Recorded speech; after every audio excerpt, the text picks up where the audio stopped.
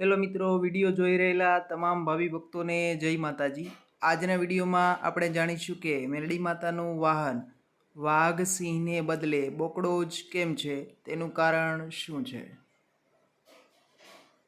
માતા મેલડીના પ્રાગટ્ય પછી માતાજી જ્યારે અસુરી શક્તિનો નાશ કરવા માટે નીકળ્યા ત્યારે નિર્ભયતા, શક્તિ અને સંઘર્ષનું પ્રતીક એવો બોકડો સામે મળ્યો।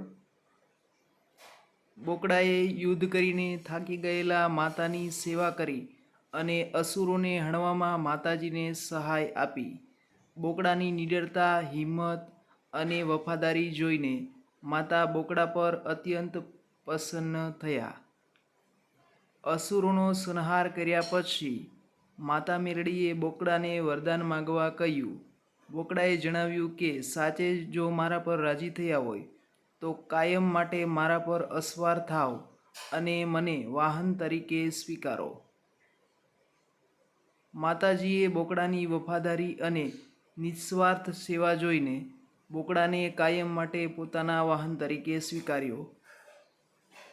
ત્યારથી એવી માન્યતા છે કે મેરડી માતાનો જે કોઈ ભક્ત બોકડાને ભોજન કરાવે છે અથવા તેનું રક્ષણ કરે છે તેના ઉપર માતા કાયમ માટે રાજી થાય છે। ફરી મળીશું આવા જ એક અગત્યના વિડીયો સાથે, ત્યાં સુધી જય માતાજી।